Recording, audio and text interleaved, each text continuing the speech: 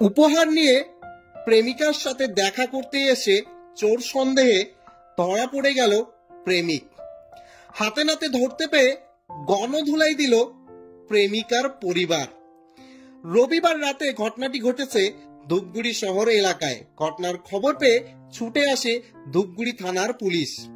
তারপর প্রেমিককে আটকে নিয়ে যায় থানায়।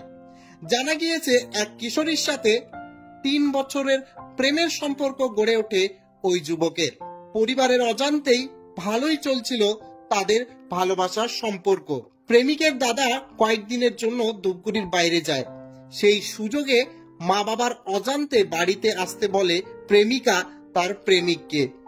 এদিকে হাতে গোলাপ, ফুল এবং বিভিন্ন রকমের উপহার নিয়ে বাড়িতে হাজির হয় প্রেমিক। মুহূর্তের মধ্যেই ঘটে যায় অঘটন ঘটনা। হাতে নাতে ধরে ফেলে প্রেমিকের পরিবার।